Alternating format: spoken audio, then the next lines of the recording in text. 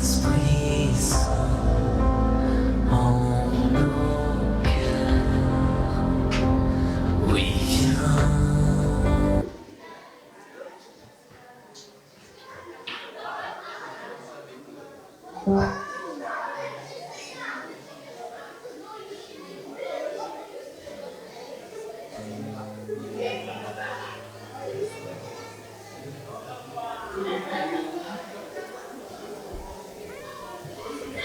Allô? Oui. Bonjour, bonjour tout le monde. Veuillez s'asseoir. Bonjour, bonjour. Bon dimanche. Bienvenue, bienvenue dans la maison de Dieu. Et nous voulons louer le Seigneur, chanter, danser pour le Seigneur. La Bible nous dit, j'étais dans la joie quand on me dit d'aller dans la maison de l'Éternel. Et j'espère que vous êtes dans la joie pour louer l'Éternel. Les enfants aussi, on vous demande de bien louer l'Éternel, danser et chanter. Oh, nous dédions ce dimanche à Dieu et nous le louons, nous le bénissons. Merci Seigneur, merci Seigneur. Et on va chanter, danser avec l'équipe de louange. Merci.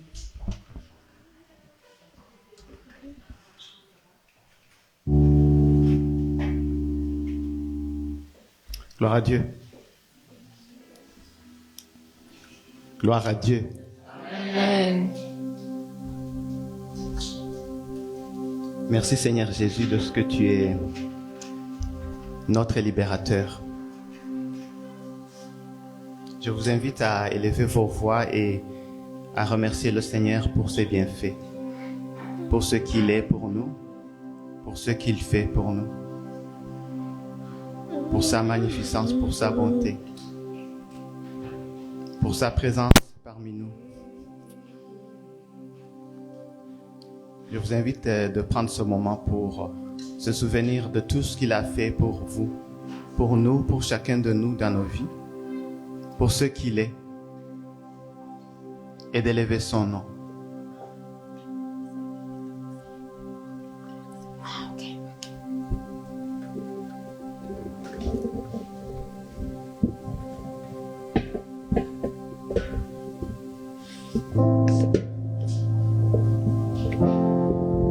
Alléluia. Alléluia, Dieu, tu es grand. Dieu, tu es grand. Tu es merveilleux, Seigneur. Tu es merveilleux, Seigneur. Nous élevons ton nom. Nous louons ton nom. Nous louons ton nom. Merci, Jésus. Merci, Jésus.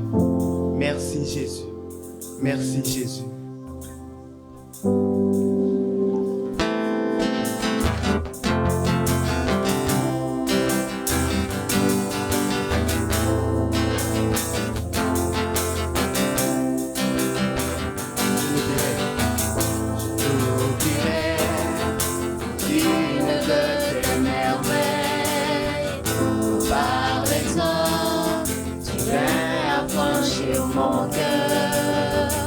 Alléluia.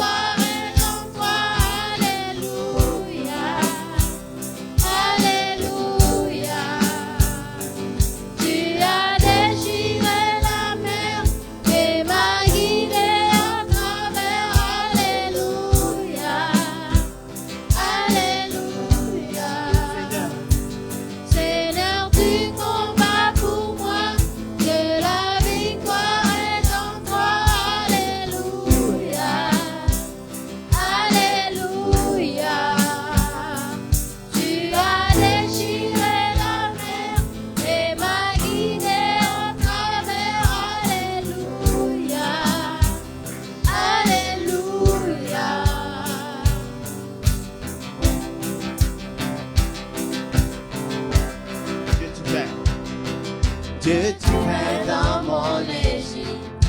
Tu me pris par la main, me guides vers la liberté, dans le pays promis. Jamais je ne t'oublierai, ton nom je chanterai. Ta mort à jamais emporté par la terre de ton amour. Dieu, tu es dans mon Égypte. Tu me pris par la main, me guides vers la liberté, dans le pays promis. Jamais je ne t'oublierai, ton nom je chanterai. Ta mort à jamais emporté par la terre de ton amour. Seigneur, Seigneur, tu combats pour moi, de la victoire est en toi. Alléluia, Alléluia. Tu as déchiré la mer et m'as guidé en travers. Alléluia, Alléluia. Seigneur, tu combats pour moi, de la victoire est en toi. Alléluia, Alléluia. Tu as déchiré la mer et m'as guidé à travers. Alléluia, Alléluia.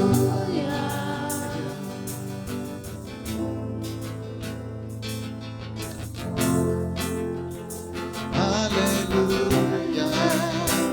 Alléluia. Seigneur, tu combats.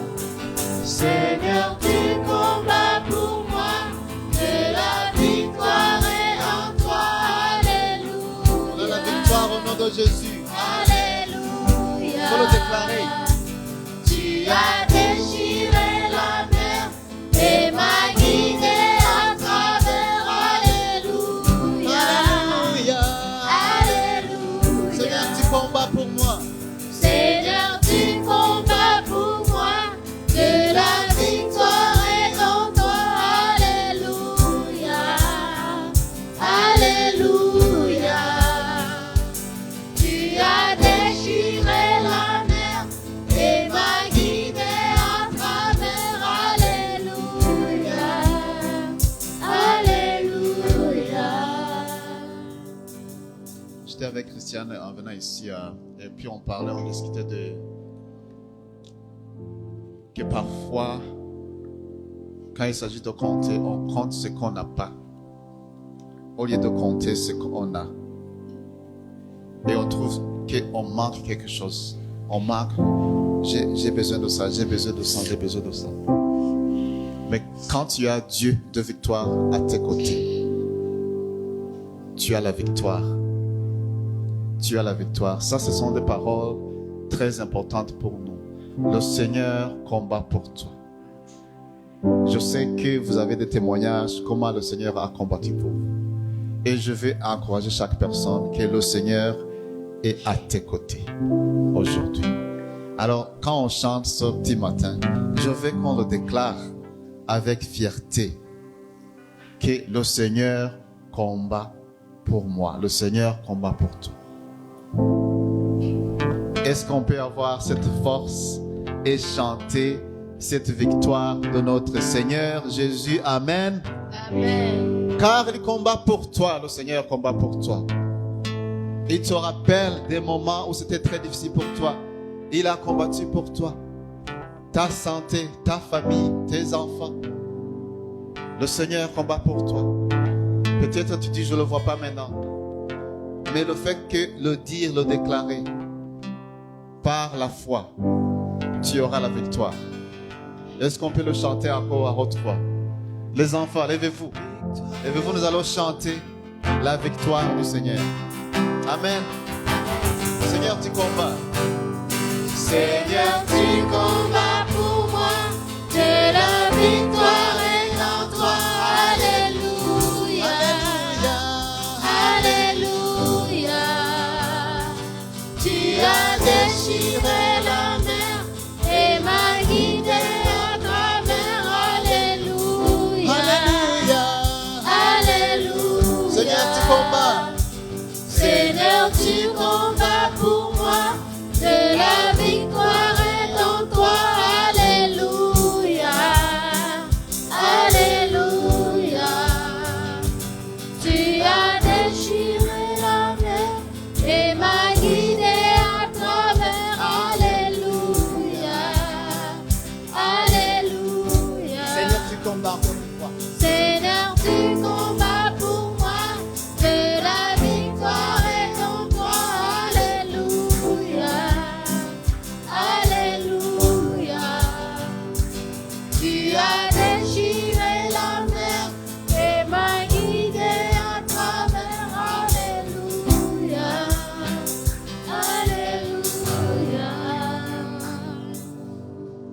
Amen.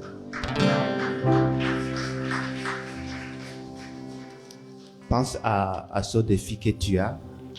Pense à ce défi que tu as et déclare, Seigneur, tu combats pour moi. Amen. Seigneur, tu combats pour moi. Seigneur, tu combats pour moi. Et dis, Seigneur, tu combats pour moi. Alléluia. Merci Jésus.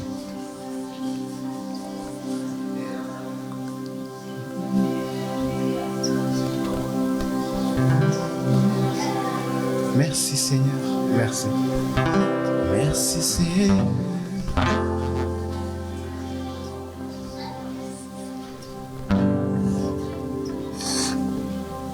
Je dis merci, merci Seigneur.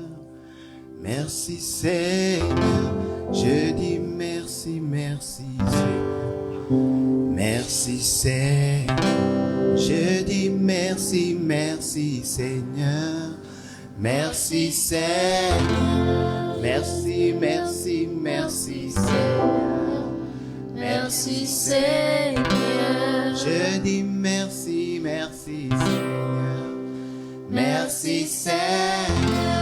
Je dis merci, merci Seigneur. Merci Seigneur. Je dis merci, merci Seigneur. Merci Seigneur. Je dis merci, merci Seigneur. Merci Seigneur. Je dis merci, Merci Seigneur. merci, merci Seigneur. Merci Seigneur. Je dis merci, merci Seigneur. Merci Seigneur. Je dis merci, merci Seigneur. Merci Seigneur. Osa, osa, osana. Hosanna. Osa, osa, osana. Hosanna. Osa, osa, osana. Hosanna. Osa, osa, osana. Hosanna. Je n'oublie aucun de tes bienfaits. À chaque fois j'y pense, mon cœur est rempli. Des paroles pour te louer. Des paroles pour te louer. Je n'oublie aucun de tes bienfaits. Chaque fois j'y pense, mon cœur est rempli. Des paroles pour te louer. Quand tout va mal. Quand tout va mal, oh mon âme, pourquoi t'abattu? Même au milieu de la tempête, il est là. Quand tout va mal, oh mon âme, pourquoi t'abattu? Même au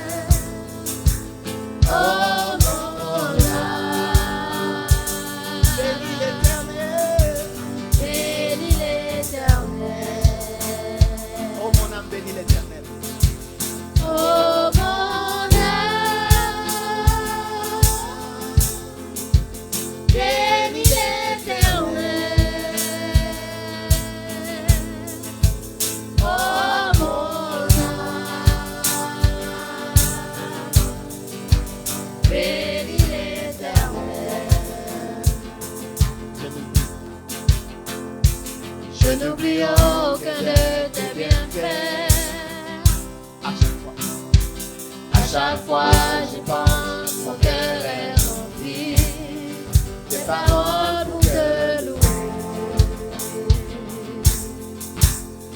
Des paroles pour te louer. Je n'oublie aucun de tes bienfaits. À chaque fois j'y pense, mon cœur est rempli.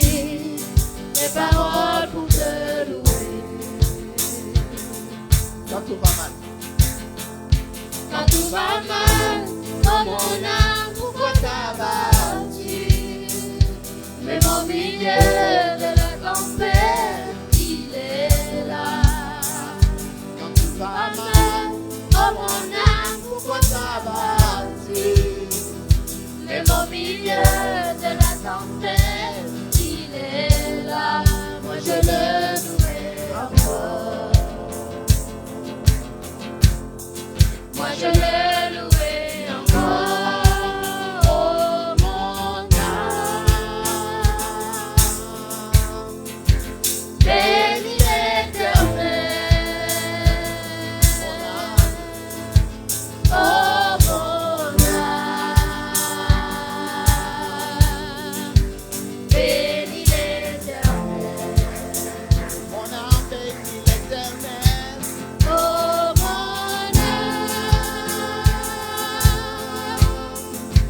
bénis l'Éternel. Oh mon âme, bénis l'Éternel. Et tu dis aucun de tes bienfaits. Oh mon âme, bénis l'Éternel. Oh mon âme, bénis l'Éternel. Oh mon âme bénit l'Éternel. Oh mon âme, bénis l'Éternel. Oh mon âme, bénit l'Éternel. bénis l'Éternel. Mon âme bénit l'Éternel. Mon âme bénit l'Éternel. Bénissons l'Éternel.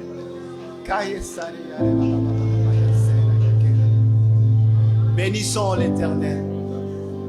Bénissez l'Éternel, peuple de Dieu. Élevez nos voix, élevons nos voix.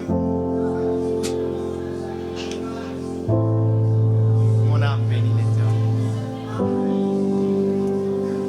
Bénis l'Éternel. Bénis l'Éternel pour ses bienfaits. Bénis l'Éternel pour ses bienfaits. Bénis l'Éternel car il est. Bénis l'Éternel pour ce qu'il est. Bénis l'Éternel pour sa grandeur. Dans le firmament de l'univers, les étoiles, les cieux, le soleil, toute la créature.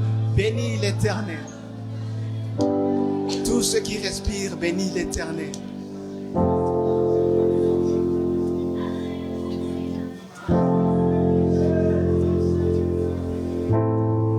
Mon âme bénit l'Éternel.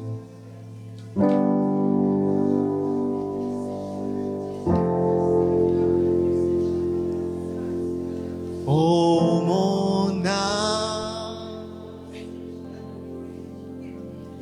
bénis l'Éternel. Oh mon âme bénis l'Éternel. Bénis l'Éternel. Pour tous ses bienfaits, bénis l'Éternel. Oh mon âme, bénis l'Éternel. Bénis l'Éternel. Oh Oh mon âme, bénis l'Éternel. bénis l'Éternel.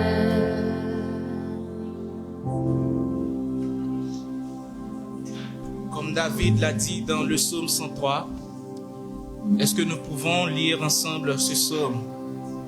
Le psaume 103. Je veux dire merci au Seigneur de tout mon cœur. Je veux remercier l'unique vrai Dieu. Oui, je veux remercier le Seigneur sans oublier un seul de ses bienfaits. Amen. C'est lui qui pardonne toutes mes fautes, Amen. qui guérit toutes mes maladies, Amen. m'arrache à la tombe, me comble de tendresse et de bonté. Il remplit ma vie de bonheur. Il me donne une nouvelle jeunesse. Je suis comme l'aigle qui prend son envol.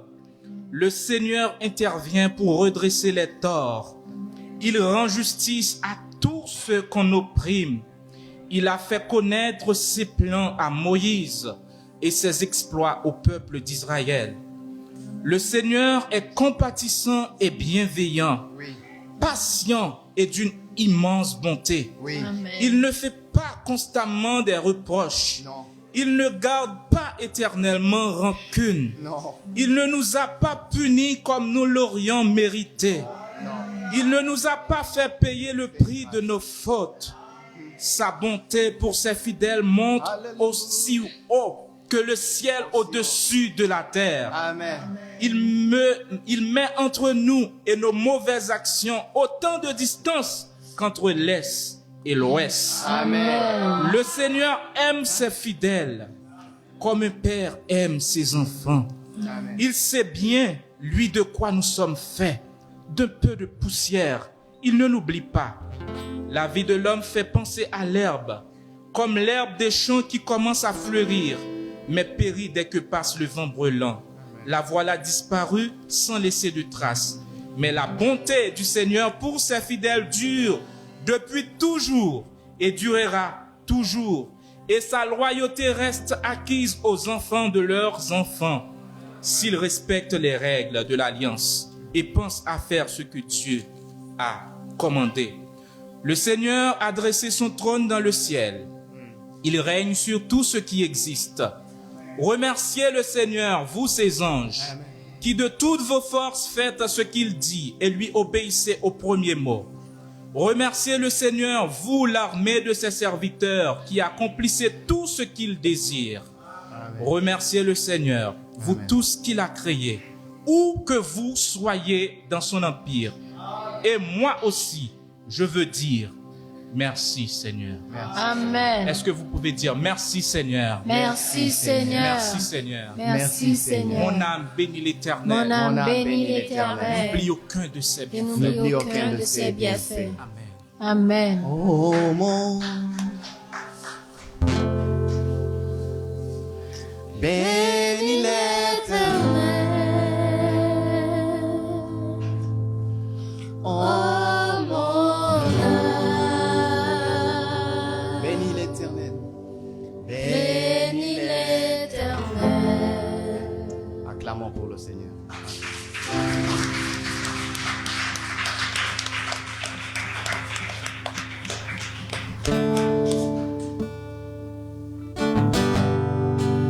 La bénédiction de Dieu est grande et il ne l'accompagne d'aucune douleur.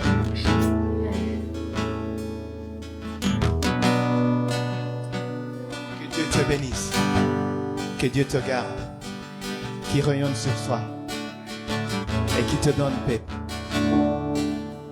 Dieu te bénit. Dieu te bénit, éternel, il rayonne sur toi, T'accorde sa grâce, ton Dieu seul tourne vers toi, te donne paix. Dieu te bénit.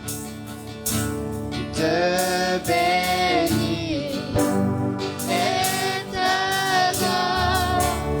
il rayonne sur toi, t'accorde sa grâce, ton Dieu seul tourne vers toi, te donne paix. Amen. Amen.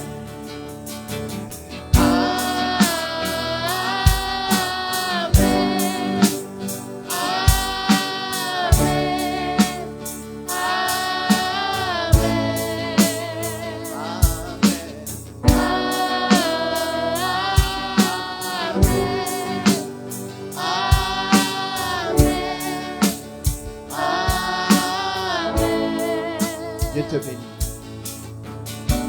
Te bénit.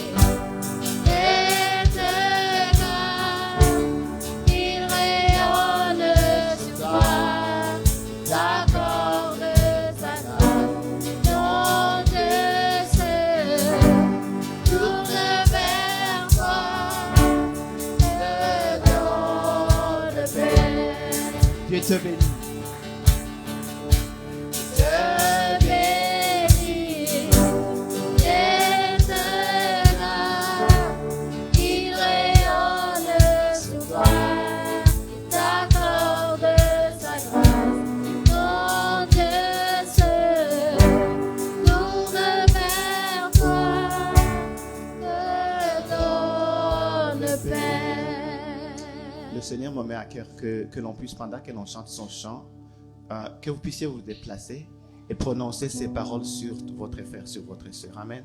Amen. On va continuer à chanter, mais en priant et en prononçant ces paroles sur votre sœur. Alors, soyez libres, trouvez quelqu'un, que chacun ici et reçoive cette prière de bénédiction. Amen. Amen.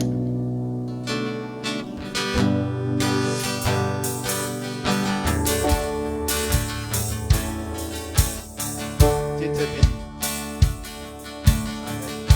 Dieu te Te bénit et te garde, il rayonne sur toi, il t'accorde sa grâce. Ton Dieu se tourne vers toi, te donne paix.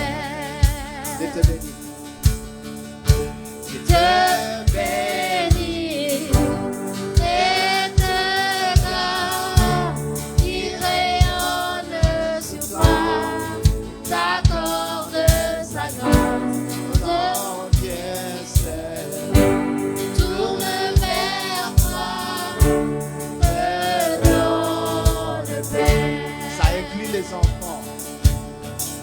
Dieu te bénit et te garde, il rayonne sur toi, t'accorde sa grâce. Ton Dieu se tourne vers toi, te donne paix. Amen.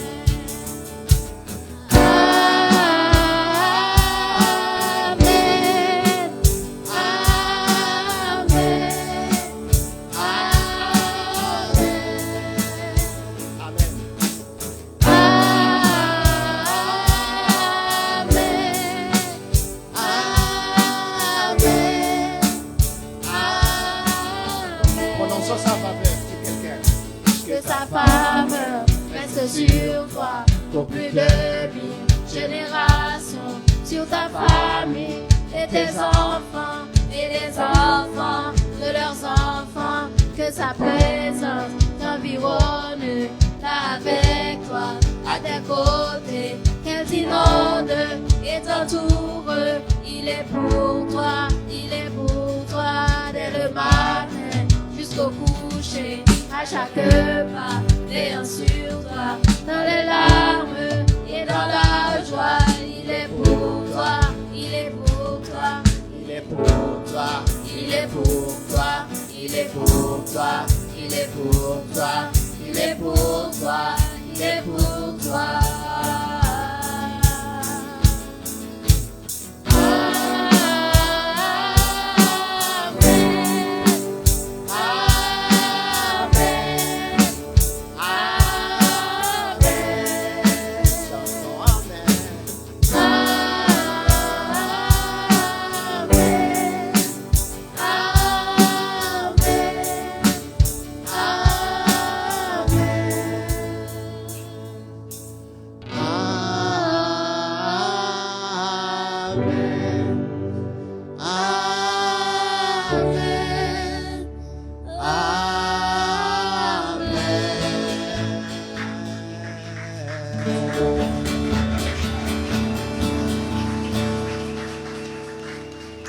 Amen. Oui, que l'Éternel vous bénisse, qu'il vous bénisse, que la bénédiction vous accompagne tout le long de votre vie, même après vous, même après vos enfants, pour 1000 générations. Amen. Amen. Amen. Merci l'équipe de louange. Merci tout le monde. Et on va avoir les annonces. Et en écoutant les annonces, en regardant les annonces, est-ce qu'on peut passer le panier de dîmes et des offrandes? Amen.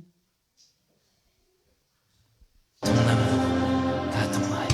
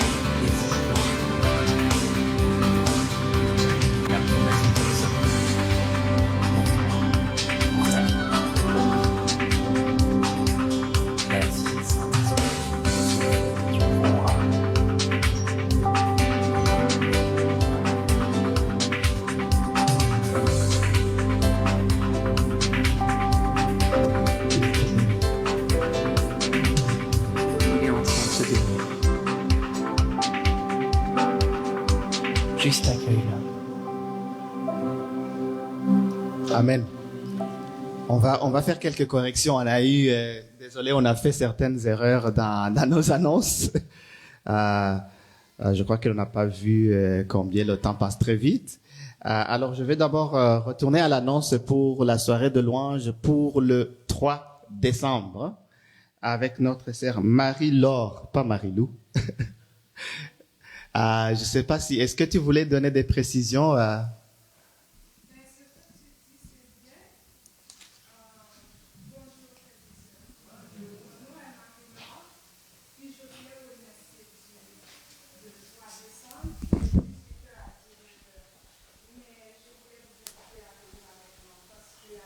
C'est une famille. Puis, je me sens bien aujourd'hui. On dirait que l'eau coule ici. Applaudissez le Seigneur. Ouais. Ne me laissez pas toute seule parce que j'ai pas beaucoup de famille dehors, mais à l'église, j'en ai beaucoup. Je compte sur vous. Je sais que ça n'a pas fait longtemps que je vienne ici. Mais en Jésus, on est toutes pareilles, on est toutes, il y en a pas de différence en Jésus, puis on n'est jamais nouvelle en Jésus, on est toujours là, même si on était très loin, et puis on vient, c'est le même amour. Venez avec moi, s'il vous plaît. Venez et m'aider à dire merci au Seigneur, parce que j'avais eu un songe. Et puis, j'avais vu qu'il y en avait un monsieur habillé tout en noir, et puis qui bataillait avec moi. Et depuis lors, je sentais, c'était comme le monde invisible qui bataillait avec moi. C'était difficile. Tout voulait régresser entre mes mains. Tout voulait tomber entre mes mains. Tout voulait s'écraser entre mes mains. Et pendant la pandémie, j'ai dit, Seigneur, je sentais que j'allais mourir, mais qu'est-ce qui me fait mal? Je sentais pas vraiment. C'était comme le monde invisible qui travaillait.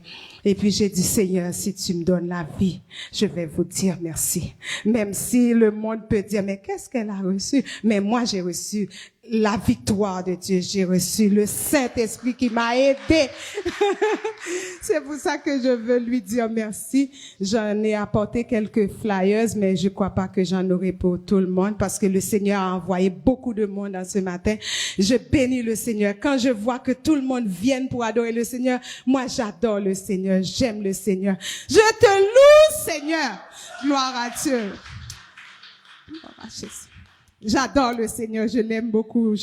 Quand je vois que le monde, il aime le Seigneur, ça, c'est comme s'il y a une source qui coule dans mon cœur. Et puis, venez avec moi, venez dire merci et amenez votre famille, venez dire merci avec moi. Je compte sur votre présence le 3 décembre de 18h à 19h. C'est tout court. On vient juste dire merci au Dieu. Merci beaucoup.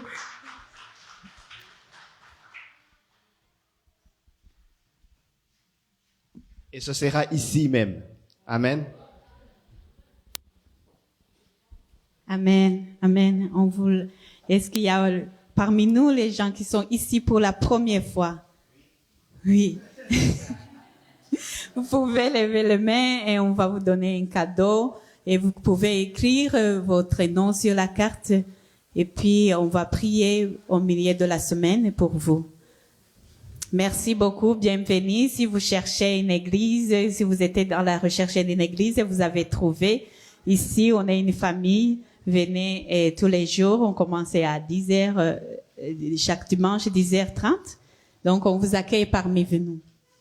Oui, je vais corriger, comme c'est moi qui a fait les annonces, j'ai fait beaucoup. J'étais en novembre. Non, en octobre, parce que j'ai écrit en novembre.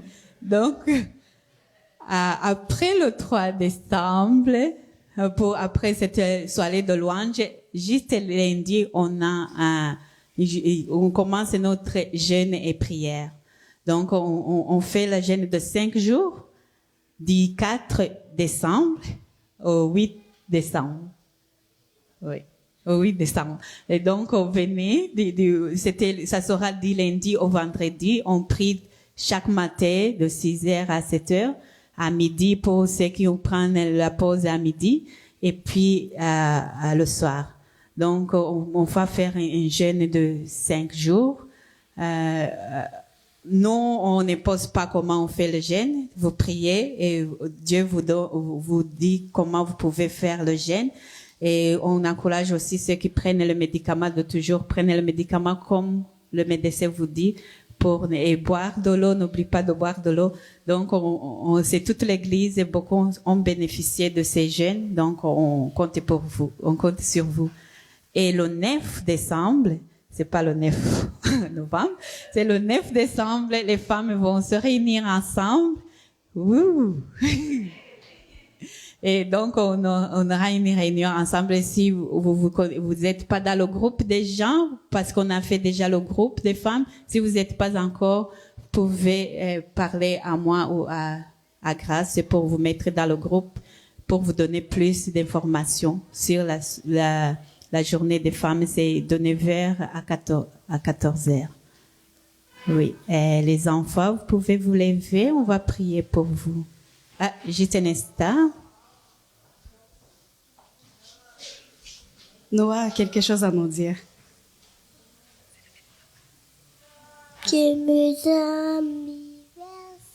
Ok, c'est l'anniversaire de son papa.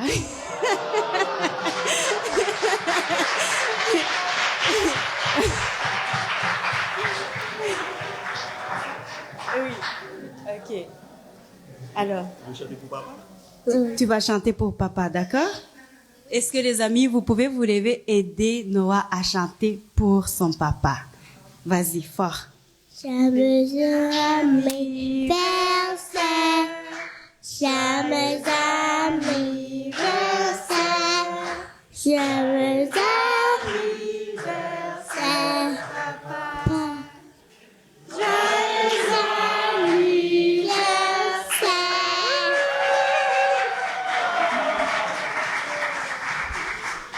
Gloire à Dieu. Je vais inviter les hommes à venir bénir l'homme de Dieu ici.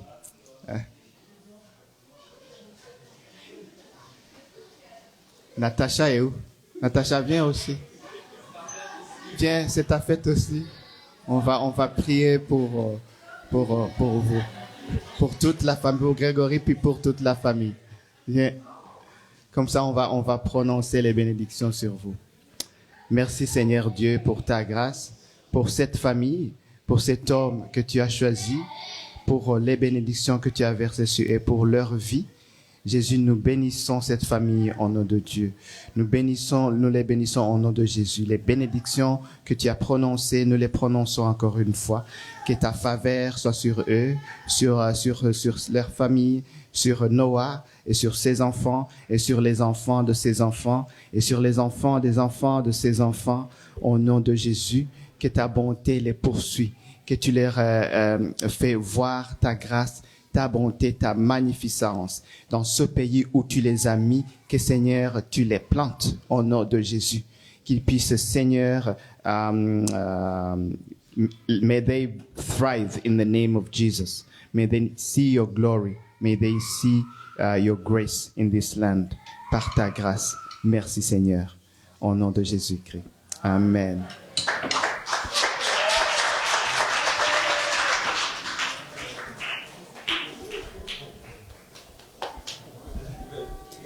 Oui, on va prier pour les enfants. Les enfants, pouvez-vous lever? On va prier pour vous. Vignon, est-ce que tu peux prier pour les enfants? Père, nous voulons te dire merci pour la vie de nos enfants. Merci Seigneur parce que tu as dit c'est un cadeau, c'est une bénédiction. Seigneur, merci pour leur présence ici. Tu les connais. Papa, nous te les confions et nous prions que tu disposes leur cœur à ta parole. Seigneur, nous prions que tu bénisses les moniteurs et les monitrices qui vont être avec eux, Seigneur. Seigneur, que la parole puisse tomber sur la bonne terre et germer. Papa, nous prions qu'ils grandissent, Seigneur, dans ta crainte sur le chemin que toi-même tu leur as tracé, dans le nom de Jésus. Seigneur, nous bénissons leur vie. Merci, Seigneur, dans le nom de Jésus. Amen.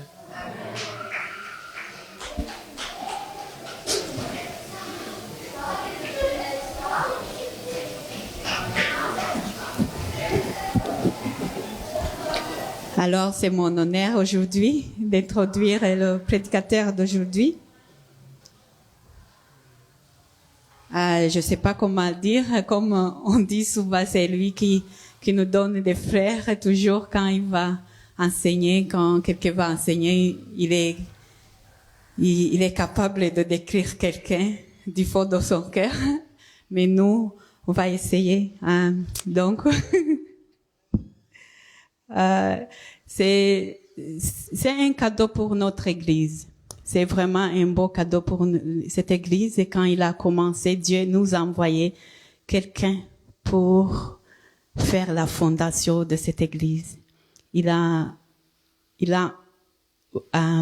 amené cette Église à un autre niveau. Il est celui que Dieu a utilisé pour établir plusieurs piliers de cette Église, dont la prophétie, où il nous enseigne sur la prophétie. Il a obéi à Dieu. Il il prend tout son temps avec tout ce qu'il a pour amener les gens à un niveau supérieur. Et je remercie le Seigneur aussi parce que c'est les gens qui suivent Jésus, ce ne sont pas ceux qui sont malheureux ou que la vie n'a pas fonctionné, n'a pas réussi. Mais notre prédicateur aujourd'hui, non seulement il a réussi la vie, il est docteur en économie, il a plusieurs maîtrises, et je sais pas, 3 ou 4. Il a plusieurs, en tout cas, maîtrises. Et non seulement il est docteur, il a plusieurs maîtrises. Il est le professeur à l'université. Donc, non seulement ça, il aime Dieu de tout son cœur, il écoute Dieu, et quand il enseigne, il nous amène loin. Donc, c'est mon plaisir de vous introduire Yves, notre frère Yves.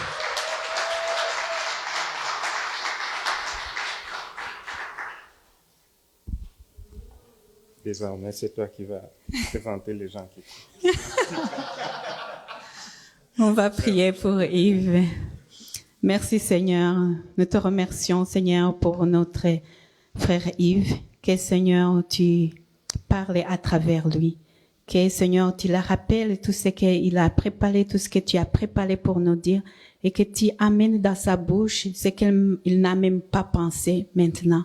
Merci Seigneur pour ton onction spéciale aujourd'hui. Au nom de Jésus, nous prions. Amen. Amen. Merci beaucoup, Espérance. Je suis béni d'être là, d'être ici parmi vous. Je pense que je suis plus béni que vous. J'ai essayé de convaincre notre ancien depuis un bout, depuis quelque temps, qu'il nous faut un micro sans fil, un casque, mais bon, alors, peut-être que je vais réussir. Les finances en ce moment, c'est pas très très fort. Alors, donc, en attendant, j'en profite pour mettre la pression encore sur l'ancien.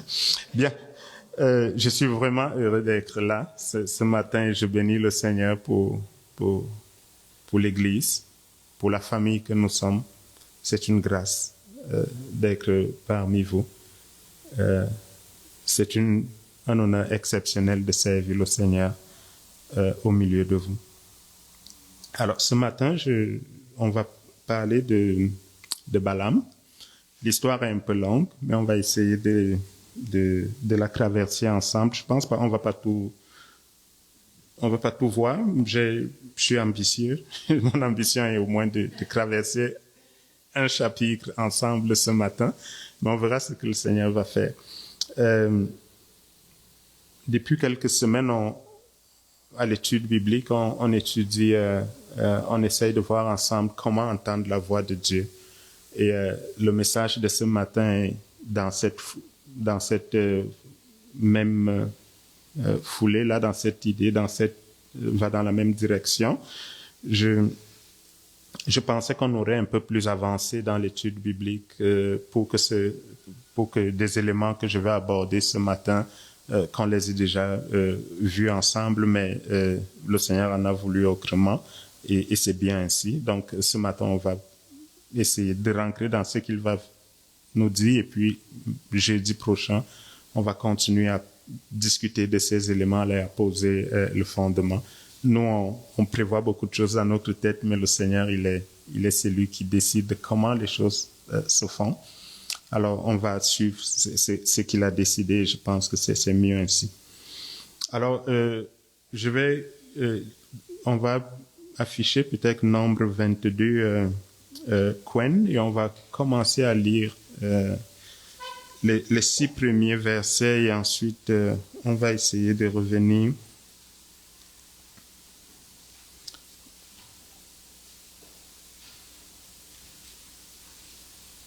OK.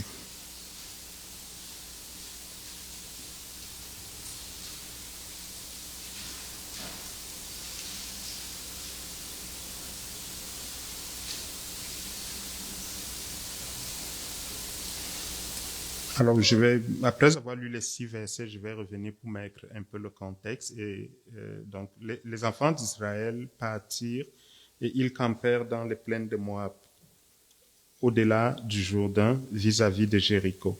Balak, fils de Tsippor, vit tout ce qu'Israël avait fait aux Amoréens. Et Moab fut très effrayé en face d'un peuple aussi nombreux.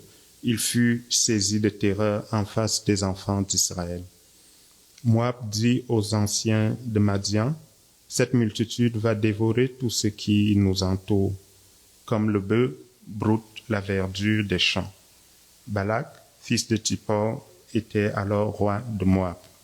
Il envoya des messagers auprès de Balaam, fils de Beor, à Pétor, sur le fleuve, dans le pays des fils de son peuple, afin de l'appeler et de lui dire, « Voici un peuple est sorti d'Égypte, il couvre la surface de la terre et il habite vis-à-vis de moi.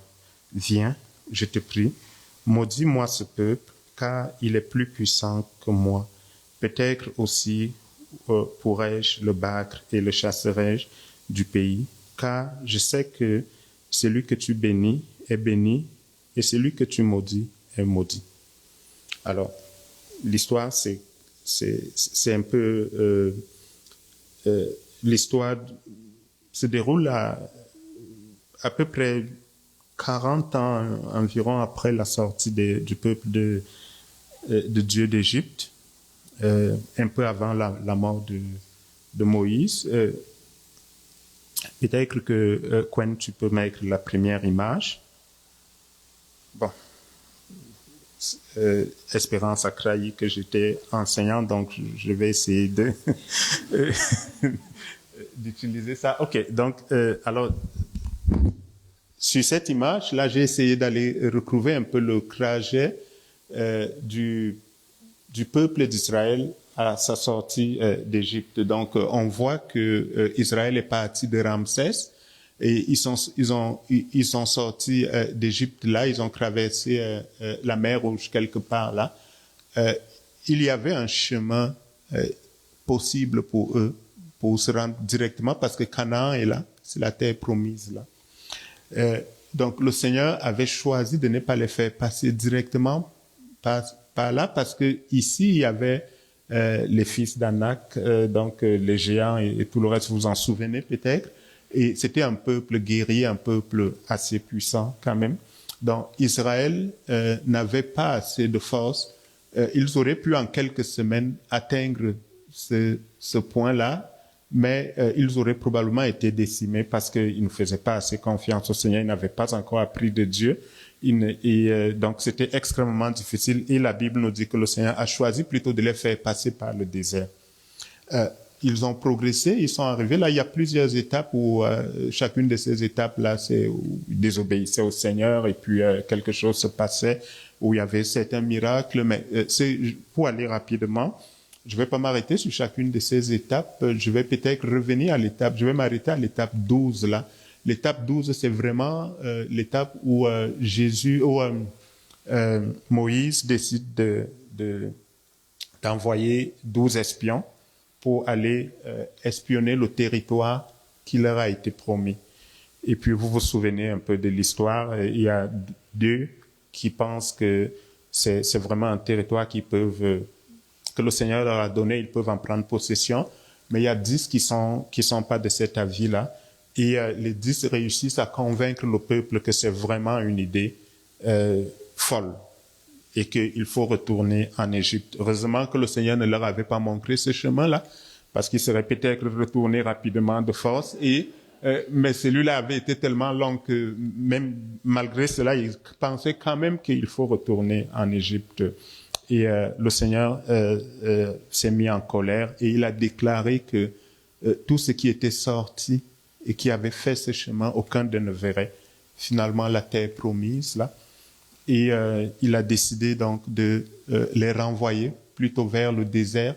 Vous voyez qu'ils ont dû redescendre vers le désert au lieu de rentrer directement par là. Ils ont dû redescendre vers le désert comme ceci est traversé. OK. Alors notre le texte qu'on lit aujourd'hui, si vous lisez un peu avant, donc en Nombre 21, il se déroule lorsqu'ils sont quelque part ici, ils traversent Édom et ils traversent le territoire des Amoréens là, et au chapitre 21, celui juste avant, celui qu'on a lu, il rencontre Sion, le roi de Sion, et ils lui disent, OK, nous on veut juste traverser parce que dans le fond, le Seigneur ne nous a donné aucun territoire ici. Le Seigneur leur a pas dit qu'ils allaient habiter quelque part là. Le Seigneur leur a promis Canaan. Alors donc pour eux, l'idée était juste de traverser et de venir passer par là. Mais Sion, le roi des Amoréens, dit non, c'est pas possible, vous n'allez pas passer par là. Il leur fait la guerre. Alors au chapitre 21, on voit que finalement ils battent Sion. Et quelque part après, il y a un autre roi des Amoréens qui est Og, le roi de Basan, qui arrive et qui aussi dit « Oh non, vous passerez pas ». Et puis lui aussi leur fait la guerre et il triomphe aussi de Og, roi de Basan. Alors finalement, ils arrivent près de Moab. Moab est là, mais en fait, dans le fond, ce territoire avant appartenait à Moab aussi, mais les Amoréens les ont vaincus et donc ils ont gardé le territoire. Donc il y a vraiment une frontière là à Arnon, qui est entre le territoire de Moab et le territoire des Amoréens. Et tout arrive lorsque le peuple d'Israël campe quelque part là. Et alors, Moab prend peur, Balak, le roi de Moab, prend peur et il dit, OK, ça c'est terrible, ça ils vont vraiment nous envahir, alors qu'est-ce qu'on va faire? Et il appelle un devin, on va dire un devin, un prophète, qui entendait la voix de Dieu clairement, mais qui apparemment se spécialisait dans la malédiction et la bénédiction des peuples. Et apparemment, il était reconnu pour cela et on fait appel à lui. Alors, pourquoi je dis qu'il se spécialisait? Parce que je vais vous montrer tantôt la carte. Balaam habite très très loin du territoire que l'on voit. La Balaam n'est pas vraiment à côté d'eux. Et pour que sa renommée soit aussi répandue, c'est qu'il a vraiment déjà probablement accompli de tels actes et donc on le paye parce qu'on verra très bien que c'est ça qui l'intéresse. On le paye et il vient, il maudit ou il bénit en fonction de j'imagine, la quantité de richesse que vous lui donnez et à quel point vous êtes convaincant. Bien, donc c'est ce qui se passe. Alors la première chose qu'on remarque, c'est que probablement Moab ne connaissait pas vraiment l'histoire du peuple d'Israël, parce que Moab n'avait pas à craindre Israël dans le fond. C'est qui Moab? Il faut qu'on essaye de dire un peu. Il y a Moab et puis il y a quelque part les Ammonites plus haut. Donc Moab c'est la descendance de Lot. Lot était le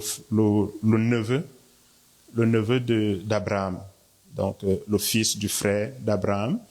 Et à Genèse 13, on voit que Abraham et Lot deviennent assez riches au point où la terre où ils sont ne leur suffit pas, ne leur suffit plus. Il y a des querelles et même peut-être des bagarres entre les serviteurs d'Abraham et ceux de Moab, et puis de Lot, pardon. Et puis finalement, Abraham lui dit, OK, on va se diviser le territoire, choisis ce que tu veux.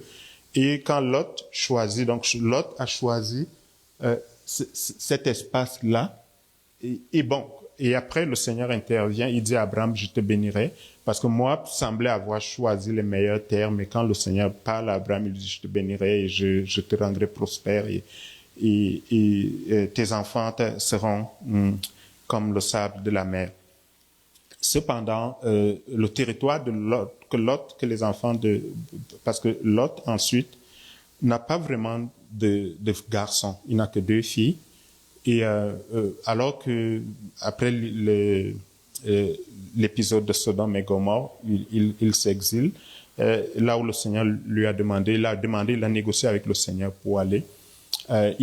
Sa fille aînée décide de le faire boire beaucoup de vin et puis finalement, elle a des rapports sexuels avec lui et le lendemain, elle dit à sa sœur, j'ai fait ça à papa hier, à ton tour, et vas-y aussi. Et puis, parce qu'elle disait, il n'y a pas d'homme dans la contrée où on est, il n'y a que notre père, si on veut une descendance, il faut avoir des rapports sexuels avec notre père. Et puis, c'est lui, le premier-né, donc, de la fille de Lot, c'est Moab. Et sa petite sœur a un fils, c'est Ammon.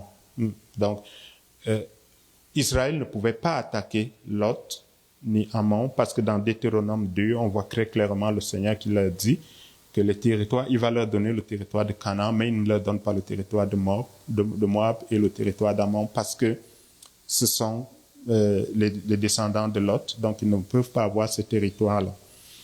Alors, moi, par exemple, Abalak ne savait pas, il comprenait pas vraiment ça, mais il prend peur. Et il se dit que Israël va les détruire et il va appeler Balaam. Alors, d'abord, l'une des choses intéressantes aussi, c'est qu'il s'agresse à Madian. Madian non plus, on ne comprend pas que Madian est plus haut. Désolé, la carte n'est pas, mais Madian est un peu plus haut.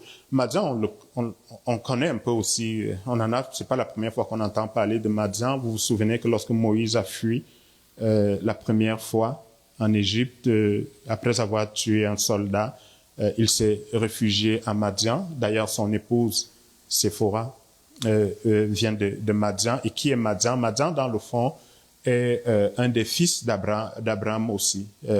Souvenez-vous, dans Genèse 25, Abraham prend une concubine qu'il appelle Ketura, et elle lui donne 4 fils, et je pense que c'est le 3e qui est Madian. Donc, lui aussi, dans le fond, n'avait pas en tant que tel à craindre de ça, mais on verra qu'il réussira, Madian, à faire changer le Seigneur David, parce que quelque temps après, si vous lisez Nombre un peu plus loin, ils vont vouloir faire tomber les enfants d'Israël dans l'idolâtrie et ils vont causer des dizaines de milliers de morts en Israël parce que la colère de Dieu va s'enflammer et la colère de Dieu est si grande que le Seigneur demande finalement que Madian soit détruit. Mais dans le fond, c'était pas dans le projet initial du Seigneur. Alors, comment est-ce que tout cela arrive? Il décide donc d'aller appeler, Balak décide, peut-être parce que Balaam est tellement sollicité que Moab tout seul ne peut pas soutenir financièrement la demande pour payer Balaam, mais il décide quand même de faire alliance avec Madian pour aller faire venir Balaam. Alors, d'où vient Balaam? Balaam vient au fond de la même contrée qu'Abraham, à Peter. Peut-être que quand tu peux mettre la deuxième image. OK. Donc, Abraham vient de Our, en Chaldée, qui était dans la basse Mésopotamie. La Mésopotamie, un peu, c'est la région où l'Irak aujourd'hui. Donc, je montrerai plus tard une image qui nous fait voir. Donc, Abraham vient d'ici et le Seigneur le fait quitter Our, en Chaldée, avec son père, Téra, et son frère, Naboth. Donc, il quitte là et il monte, ça c'est le fleuve Euphrate, celui dont il est fait mention ici dans le verset, qui dit que Balaam vient du fleuve, en fait, c'est de l'Euphrate. Il y a le Tigre ici et il y a l'Euphrate là. Alors, Abraham monte jusqu'à la haute Mésopotamie, jusqu'à Padam Aram là. Et là, à Padam Aram, il va laisser son père Térach et son frère Naboth là. Et on connaît bien l'histoire aussi de Padam Aram parce que c'est là que vivait Laban, donc là, le fils de son frère. Donc, il est né là et lui, il est resté là. Mais le Seigneur demande plutôt à Abraham de redescendre, d'aller ici jusqu'en Égypte, jusqu'à Canaan. Bon, et donc Abraham descend jusque là. Alors, Pétor est quelque part ici, vraiment en basse Mésopotamie, près du fleuve l'Euphrate, ici, là où, quelque part où le fleuve, le Tigre et l'Euphrate se rencontrent. Donc, Pithor est là. Pithor Pithor est vraiment la région d'où vient Abraham. Et on va donc décider, peut-être mettre la prochaine diapo, prochaine image, Quen, pour voir à quoi ça ressemble aujourd'hui. Donc, la grande ville où était Pithor, quelque part ici, c'est Marie. Et en 1933, on a découvert des fouilles archéologiques qui ont permis de remonter vraiment jusqu'à cette période-là. Donc, Pithor est quelque part ici, en Irak, vraiment au sud-est de l'Irak et aussi quelque part là. Et donc, Abraham, ils sont montés vraiment jusqu'à Padam Aram, qui se trouve être aujourd'hui à la frontière entre la Syrie et la Turquie, là. Mais Abraham est redescendu. Alors, la distance, ce que je voulais donc nous ramener, c'est que on peut revenir à la première image, la distance là parce que l'histoire qui nous concerne se tient aujourd'hui, mais on va chercher. Donc, l'histoire se tient là. On va chercher quelqu'un qui est très loin là et la distance, on estime que c'est à peu près à 600 km, plus précisément 595 km. Et ça, ça se faisait à l'époque sur des dos d'âne. Et alors, sur le dos d'un âne, ça prenait 20 à 25 jours sur le dos d'un âne. Et on va chercher quelqu'un à 20 à 25 jours pour maudire un peuple, c'est parce que sa réputation était probablement établie.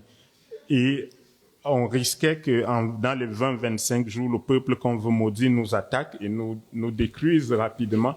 Mais c'était tellement important qu'il fallait aller le chercher et le faire venir. Alors, voyons un peu l'histoire du bonhomme que l'on paye pour maudire ou pour bénir. Alors, donc, je reviens à notre texte. Donc, on est vraiment au chapitre 22 de Nombre, le verset 7.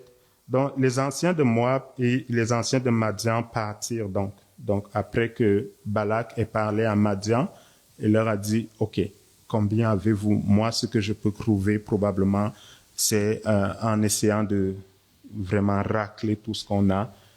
Et voilà ce qu'on peut avoir. Vous avez combien? Il faut qu'il soit vraiment maudit, ce peuple-là. Et Madian dit, OK, je peux apporter telle quantité. Il dit, OK, ce qu'on va se dire, c'est que pour que ce soit important, on va envoyer les principaux, peut-être des princes de chacun de notre peuple. Et ils vont partir. Et donc, au verset 7, donc, les anciens de Moab et de Madian donc partent et ayant avec eux des présents pour le devin. Ils arrivaient auprès de Balaam et lui rapportaient les paroles de Balak. Balaam leur dit, passez ici la nuit et je vous donnerai réponse, d'après ce que l'Éternel me dira. Et les chefs de Moab restèrent chez Balaam. Dieu vint à Balaam, au verset 9, et dit, « Qui sont les hommes que tu as chez toi ?» Balaam répondit à Dieu, « Balak, fils de Tsippor, roi de Moab, les a envoyés pour me dire, « Voici un peuple est sorti et il couvre la surface de la terre. Viens donc, maudis-le.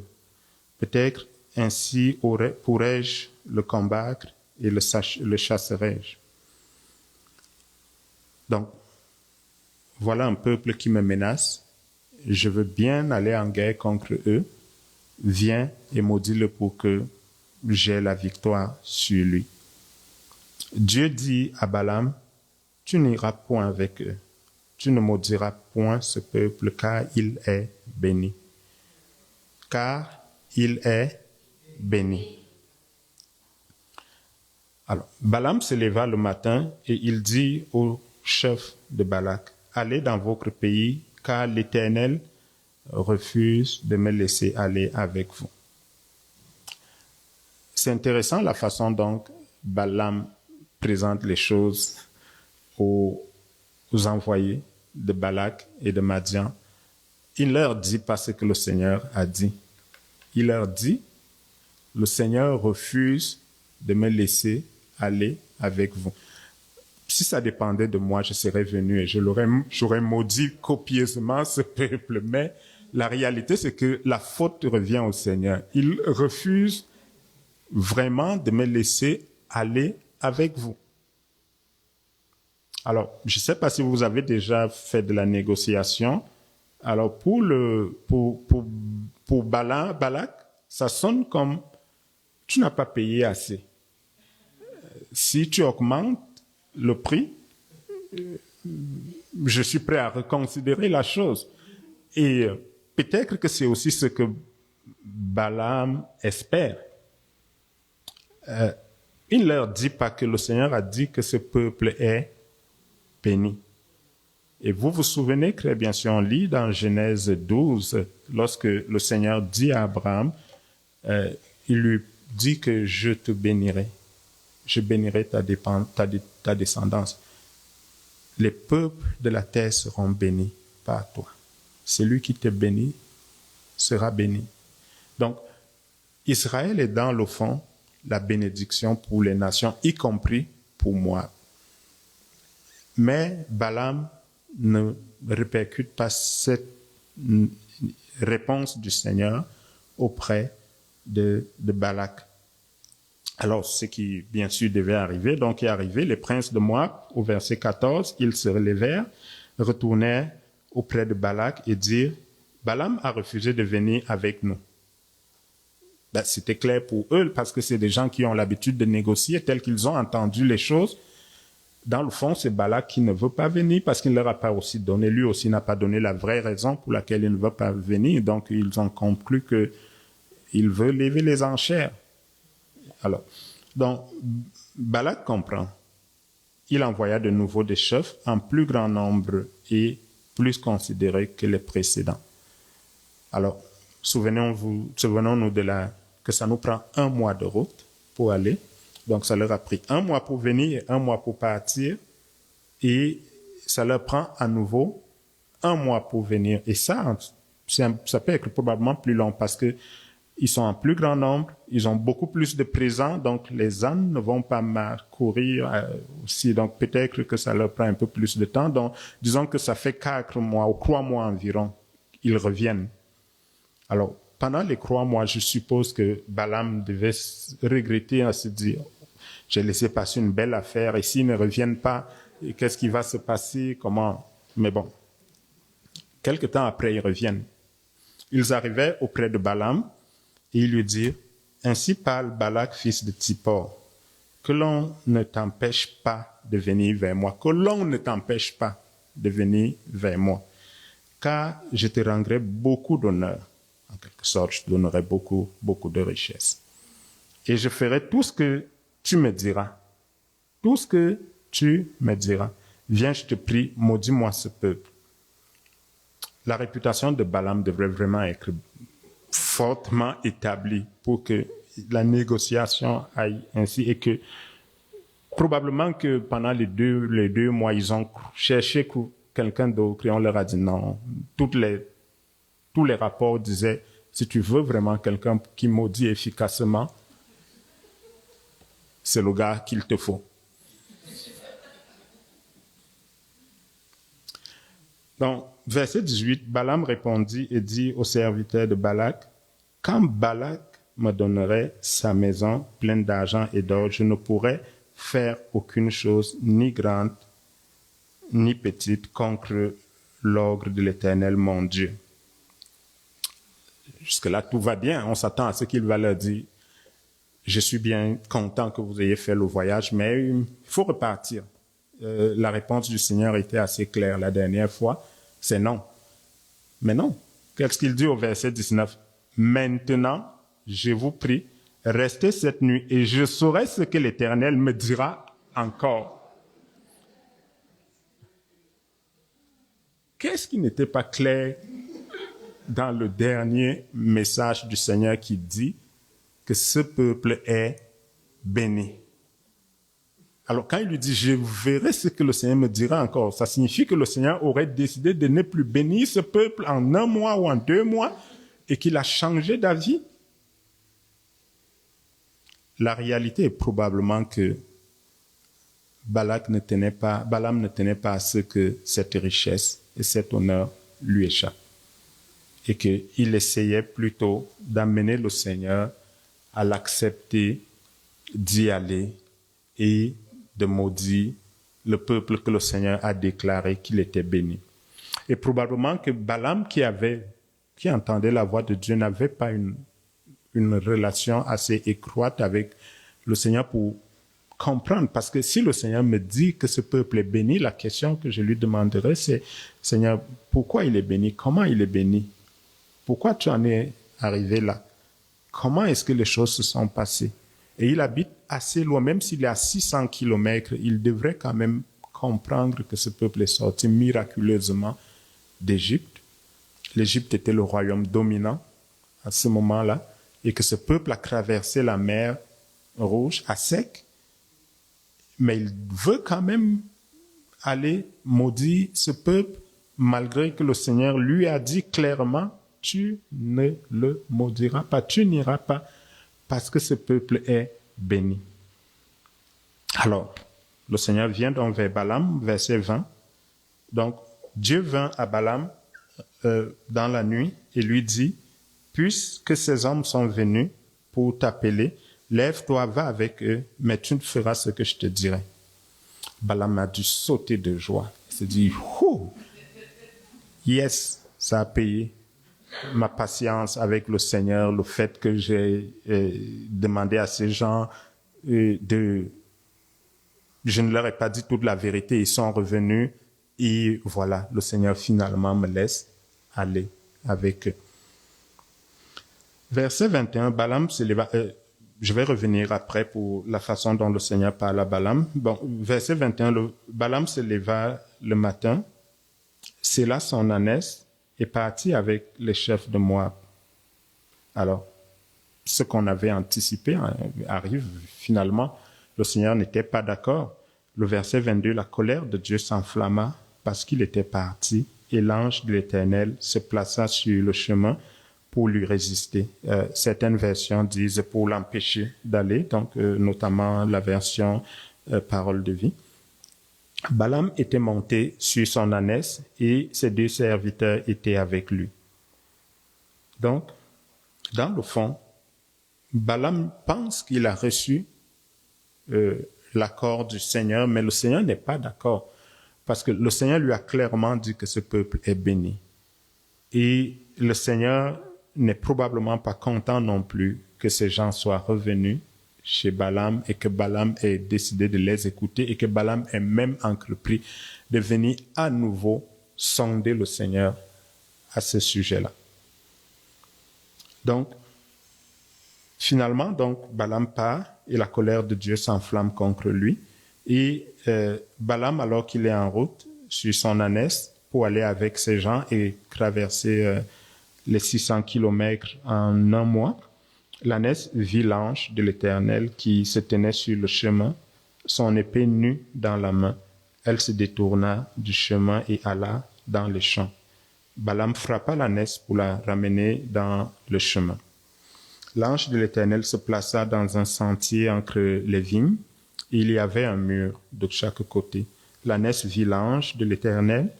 Elle se serra contre le mur et pressa le pied de Balaam contre le mur. Balaam la frappa de nouveau. L'ange de l'Éternel passa plus loin et se plaça dans un lieu où il n'y avait point d'espace pour se détourner à droite ou à gauche. L'ânesse vit l'ange de l'Éternel et elle s'abattit sous Balaam. La colère de Balaam s'enflamma et il frappa l'ânesse avec un bâton. L'Éternel ouvrit la bouche de l'ânesse et elle dit à Balaam, « Que t'ai-je fait pour que tu m'aies frappé déjà 3 fois ?» Balaam répondit à l'ânesse, « C'est parce que tu t'es moqué de moi. Si j'avais une épée dans la main, je te tuerais à l'instant. » Alors, je veux qu'on essaye un peu mettons-nous un peu à l'écart et voyons cette scène, ok? Il est sur son ânesse, il avance et le chemin semble dégagé et l'ânesse décide de rentrer dans les champs. Alors, souvenez-vous qu'il n'est pas seul. D'abord, il y a 2 de ses serviteurs qui l'accompagnent et il y a tous les princes et les autres là qui, eux, le voient et ils disent, mais qu'est-ce qui arrive? Donc, l'ânesse rentre dans les champs et Balaam n'est pas content du tout. Il frappe terriblement l'ânesse.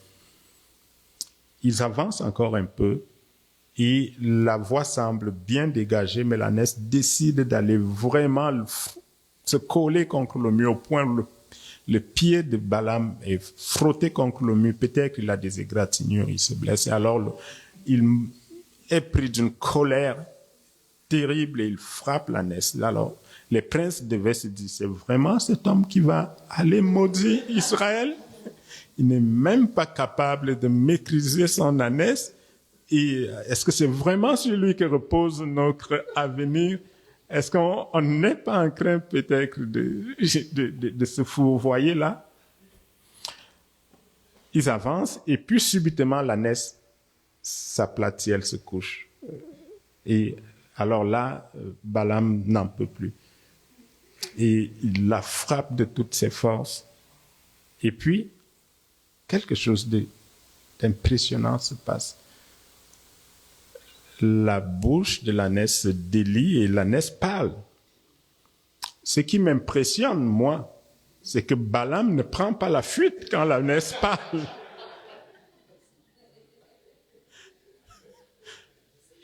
Je ne sais pas vous, mais moi, j'aurais trouvé ça inquiétant.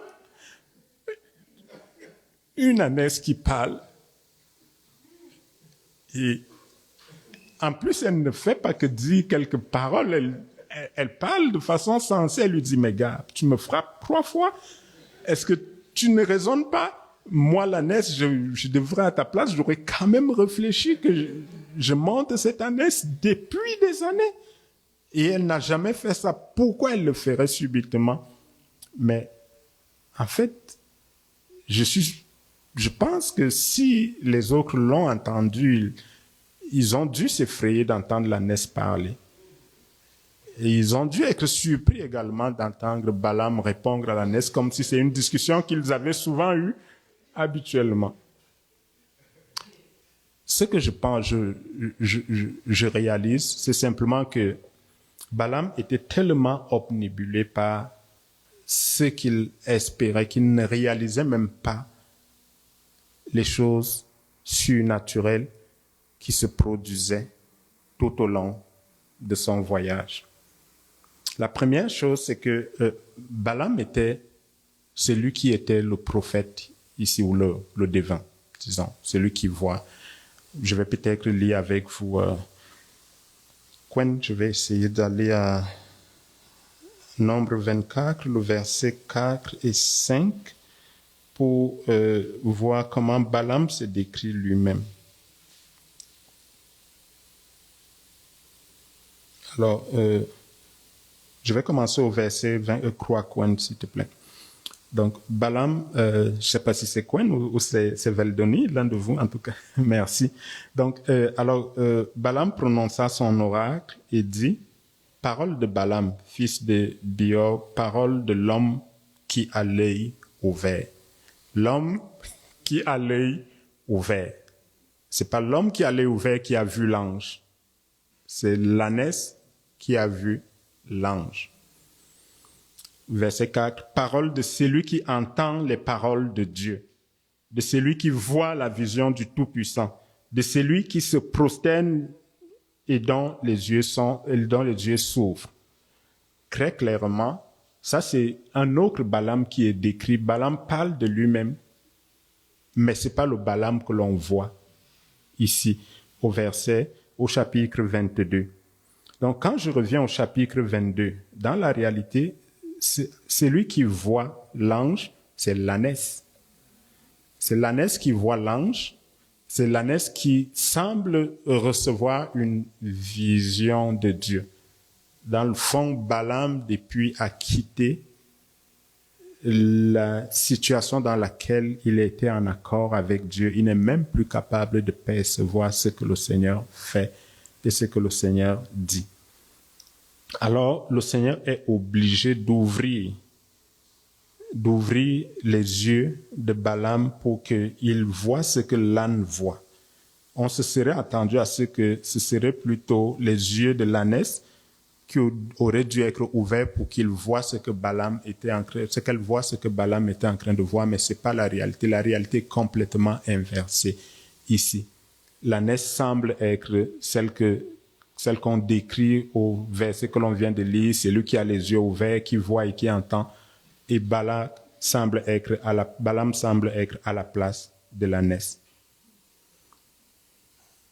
Et ici, donc, je reviens au verset 28, l'Éternel de Nombre 22. L'Éternel ouvrit la bouche de l'ânesse.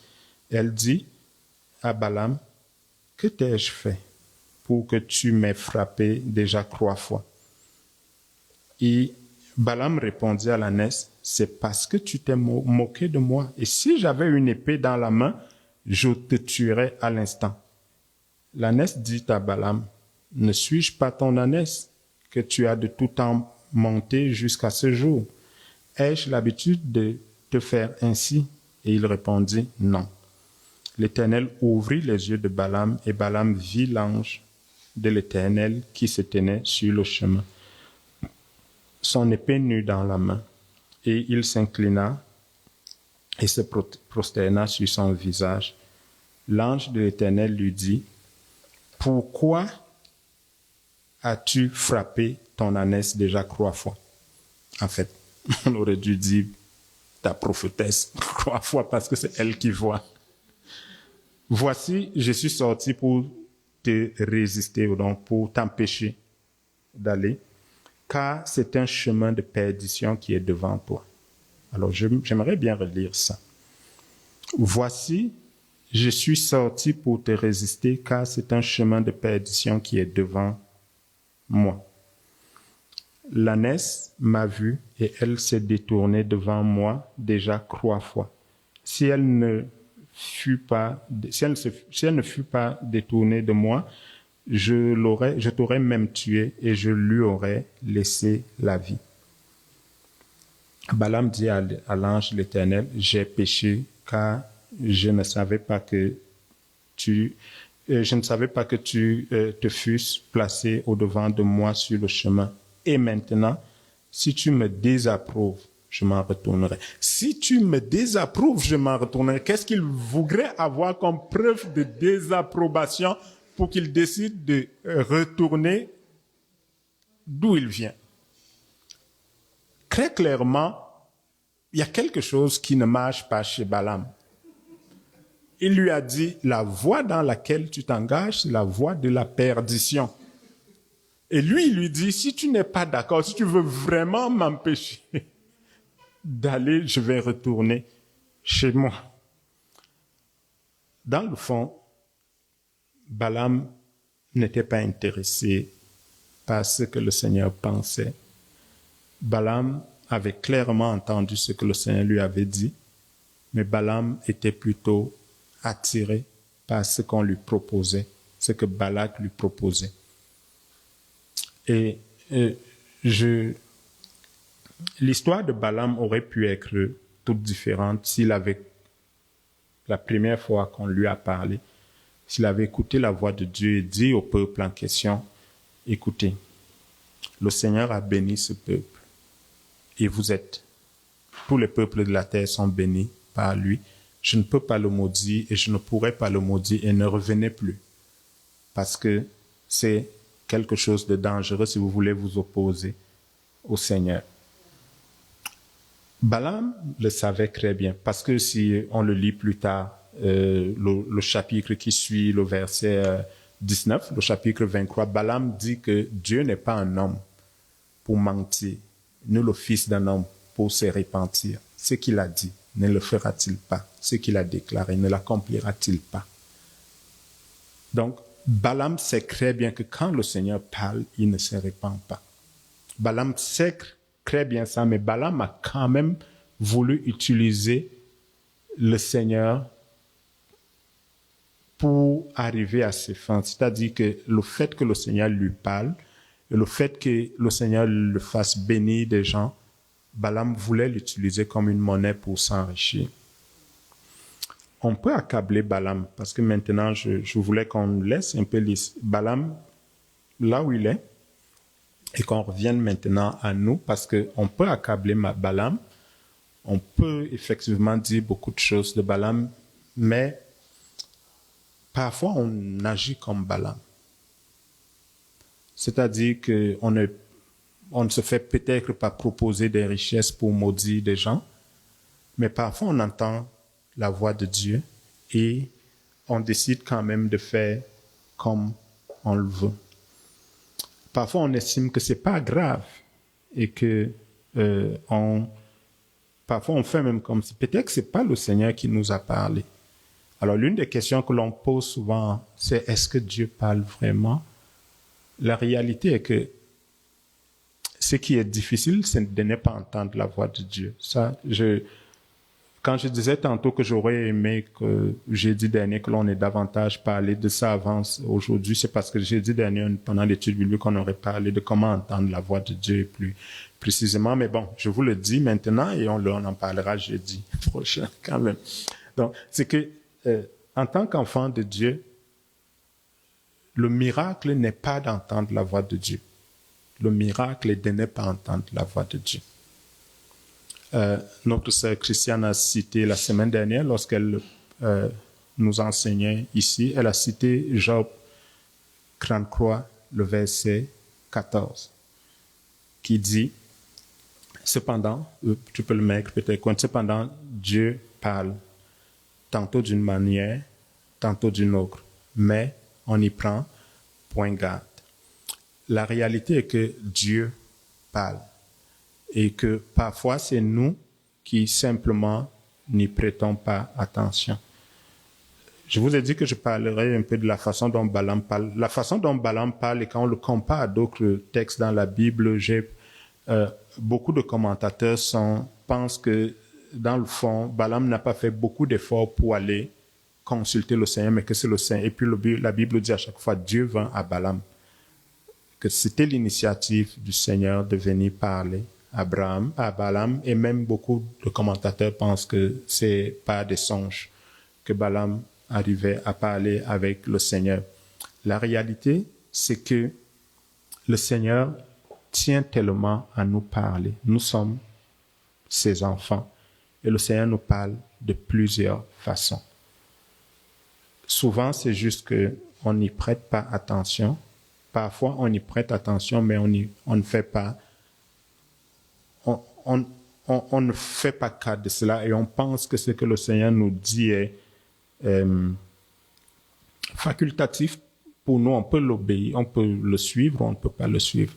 La réalité est que si on veut vraiment grandir dans une relation avec le Seigneur, la première chose, c'est qu'on doit commencer à prêter attention à ce que le Seigneur nous dit et puis on doit aussi faire l'effort d'écouter et d'agir selon ce que le Seigneur nous dit. Le Seigneur nous accompagne tout au long de notre vie, tout au long de notre journée. Et il nous parle dans plusieurs situations. Parfois, vous pensez que l'idée que vous avez eue qui est impressionnante, c'est vous qui l'avez eue et qu'elle vient de vous et vous vous tapez là. La poitrine, on se dit, oui, yes, je suis vraiment bon. Il n'y a vraiment pas deux comme moi. Je suis extraordinaire. La réalité, c'est que le Seigneur nous donne ces idées-là. Le Seigneur nous souffle les choses qu'on doit faire. Et parfois, on veut prendre une décision, on se pose la question, qu'est-ce que je fais? Et on entend très clairement le Seigneur nous parler. Regardons très bien. Ce qui se passe avec Balaam se passe avec nous. C'est que le Seigneur ne s'impose pas.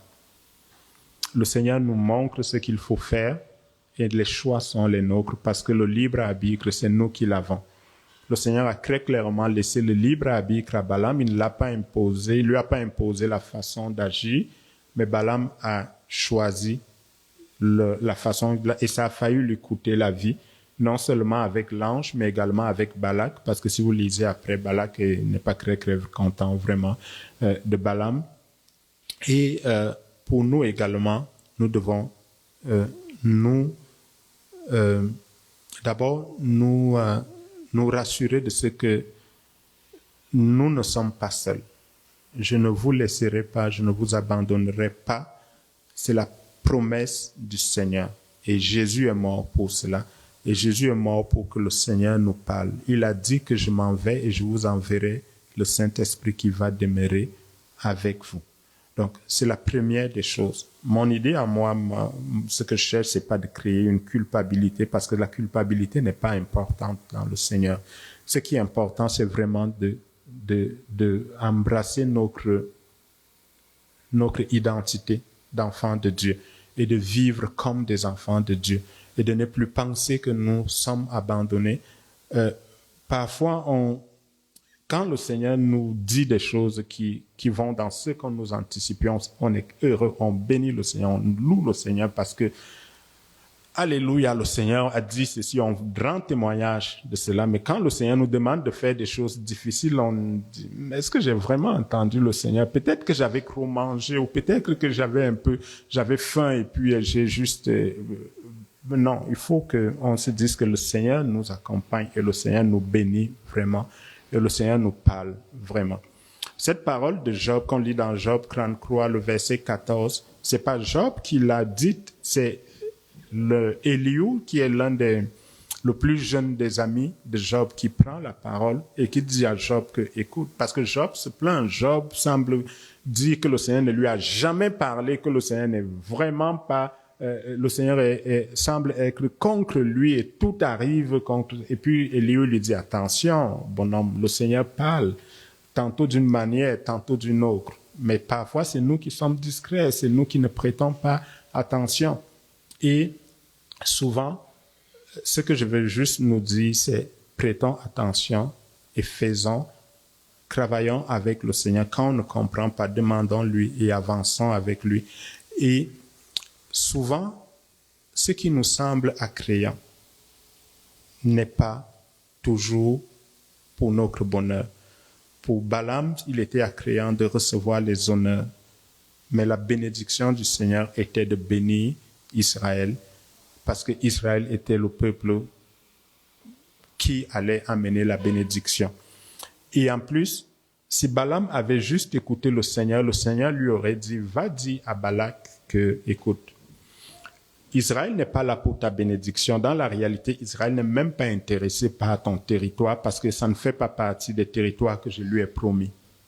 La promesse du Seigneur, c'est pas moi, c'est Canaan. Donc, tu n'as pas à t'inquiéter. Mais il est resté plutôt focalisé sur cela. Et parfois, nous aussi, nous prêtons énormément attention à des choses que nous croyons être déterminantes pour notre vie. Et le Seigneur, pourtant, nous appelle à vivre pour ce qu'il nous dit, même si cela ne semble pas être une bénédiction pour nous aujourd'hui, ça l'est. Parce que c'est le Seigneur qui le déclare. Et parfois, quand vous ne comprenez pas, questionnons le Seigneur et apprenons à écouter le Seigneur. Disons-nous que le Seigneur nous parle. Et le Seigneur nous parle abondamment. Le miracle, ce serait qu'on n'entende pas la voix de Dieu. Le miracle n'est pas qu'on entende la voix de Dieu. C'est notre histoire, c'est notre réalité, c'est notre appel, c'est celui d'entendre sa voix. Si le Seigneur ne nous parle pas, à qui d'autre il parlerait? C'est nous, ses enfants. Lui-même, il a dit, est-ce que je cacherai quelque chose à Abraham? Parce que nous sommes d'Abraham. Nous sommes les fils d'Abraham par le sacrifice de Christ à la croix. Et Jésus nous appelle ses amis. Alors, le Seigneur nous accompagne et le Seigneur nous parle. J'aimerais que l'on termine en prière. Peut-être avant que l'on ne prie, je vais juste vous raconter une petite histoire. Je ne vais pas toute la raconter parce que j'aimerais qu'on prenne quelques minutes pour prier. Il y a un moment où le Seigneur m'a parlé, j'étais encore aux études et puis je lui avais posé une question, il m'a répondu par rapport à avec qui je me marierais. Et puis j'ai eu une vision où c'était plutôt ce que je n'attendais pas, ce que je n'anticipais pas. Et j'ai dit, Seigneur, tu ne me parles plus jamais, jamais de ça. Et puis, le Seigneur, j'ai clairement compris que j'avais dit jamais, jamais plus. Et je pense que c'était 3 ans après quand je lui dis, OK, Seigneur, là, je pense que parce que mon pasteur m'avait demandé, oh, écoute, là, il faut qu'on prie par rapport au mariage, et puis va écouter le Seigneur et viens me dire si le Seigneur te donne un nom. Et moi, je suis allé écouter le Seigneur ne me donnait aucun nom, et je dis, Seigneur, c'est pas possible, là. Dis-moi, moi, je voulais même pas qu'il me donne un nom, je voulais qu'il me dise qu'il y a personne en ce moment. Concentre-toi sur tes études, et c'est ce que je voulais donner comme réponse au pasteur. Et le Seigneur ne me disait pas ça. Et je voulais, Seigneur, dis-moi, je suis convaincu qu'il y a personne en ce moment. Et chaque fois que j'écoutais et que je recevais un verset dans mon cœur, quand j'allais ouvrir le verset disait, je t'ai parlé tout le temps et tu n'as pas écouté, tu as fait ci et autre. Je dis, Seigneur, bon, peut-être j'ai mal compris là. Je me disais, OK, peut-être que je dois utiliser la technique d'un ami. J'avais un ami avec qui, en résidence, le matin, quand on se retrouvait pour méditer la parole de Dieu, j'étais frappé par sa façon de méditer. Il fermait les yeux, il ouvrait la Bible, il posait le doigt, il regardait le verset. et il méditait. Il méditait dessus. Et puis, un matin, je vois, il fait ça, il referme. Et puis, il ouvre, pose le doigt, il referme encore, il cherche. Je dis, je ne vais pas donner son nom, appelons-le Maurice. OK. Alors, je dis, mais Maurice, qu'est-ce qu'il y a? Pourquoi est-ce que tu n'as pas médité sur le premier où tu as posé le doigt? Il t'intéressait pas ou c'est pas le Seigneur qui avait parlé? Il me dit, non, il n'était pas bon et autres. Je dis, mais et là, tu es sûr que c'est le deuxième qui est bon? Donc, alors, j'ai dit, Seigneur, non, c'est pas possible. Et puis, j'ai continué d'écouter le Seigneur. Et puis, je pense c'est après peut-être 3 heures comme ça où j'étais devant lui à essayer de l'écouter, que très clairement, je lui ai dit, Seigneur, tous les versets que tu me dises semblent me dire que tu m'as dit et je n'ai pas écouté. Et moi, je ne me souviens pas, je ne t'ai pas. Et le Seigneur, là, j'entends une voix dans mon cœur qui me dit, oui, je t'ai déjà parlé. Et j'ai dit, moi, Seigneur, jamais tu ne m'as parlé. Quand m'as-tu parlé? Et dès que j'ai dit, quand m'as-tu parlé? Boum, j'ai revécu la scène où j'étais en train de lui dire, 3 ans plus tôt, tu ne me parles plus jamais, jamais de cela. Et le Seigneur écoute habituellement quand on prend des choses, parce que le Seigneur nous donne le libre arbitre. Mais le Seigneur se tient comme amour, comme un père qui aime et nous conduit. Voilà. Dans les 3 ans, j'avais fait des erreurs et je m'étais engagé dans des voies qui n'étaient pas celles que le Seigneur avait voulu, mais il est resté. Il a continué. C'est un peu comme un enfant. Vous le laissez pour s'embourber, mais vous, juste avant qu'il s'embourbe, vous le retirez, vous le mettez quand même là. Il continue et autres jusqu'à ce qu'il réalise et qu'il revienne vers vous et dise, Père, en fait, qu'est-ce que tu voulais me dire? Alors, c'est là que j'ai réalisé ce que le Seigneur voulait me dire. Et c'est comme ça que nous nous comportons habituellement. J'aimerais qu'on prie. On peut se mettre debout.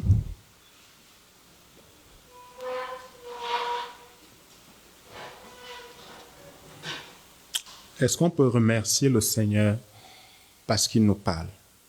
D'abord, j'aimerais que tu dises, Seigneur, je te remercie parce que tu me parles. Même si je n'entends pas souvent, même si je suis discret, la réalité est que tu me parles. Et je vais te dire merci pour cela, Seigneur.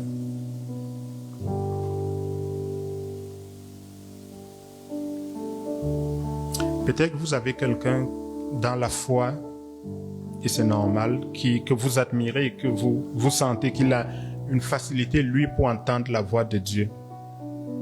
Dites, Seigneur, je te remercie parce que tu me parles au moins autant qu'à cette personne-là. Et c'est la vérité. Le Seigneur vous parle au moins autant qu'à cette personne-là. Maintenant, j'aimerais qu'on demande au Seigneur de nous aider à reconnaître sa voix, à reconnaître quand il nous parle.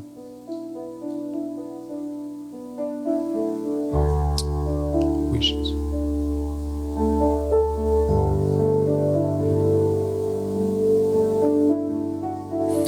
c'est le plus gros défi. Je prie que maintenant, j'aimerais qu'on demande au Seigneur de nous aider à obéir quand ça ne nous tente pas, quand ça ne fait pas notre affaire, à écouter sa voix et à le suivre, même quand ça ne fait pas notre affaire.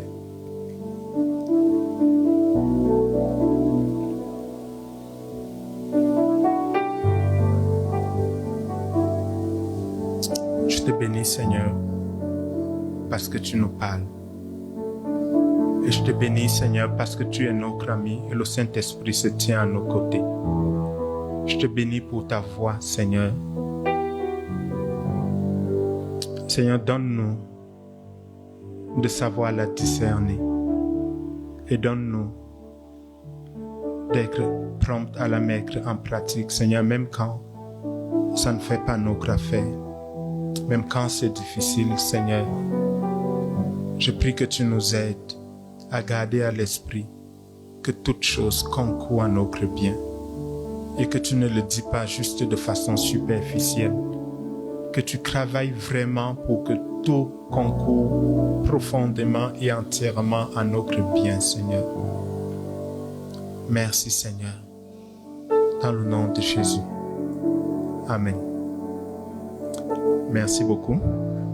On va mercredi et jeudi prochain essayer de poursuivre donc sur comment entendre la voix de Dieu en études bibliques. On va essayer de développer. J'ai dit beaucoup aujourd'hui que le Seigneur nous parle abondamment et on va essayer d'approfondir cela jeudi prochain. Soyez bénis.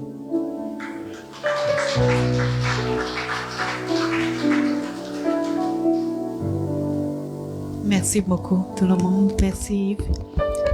Oui, Jésus dit, mes brebis connaissent ma voix et me suit.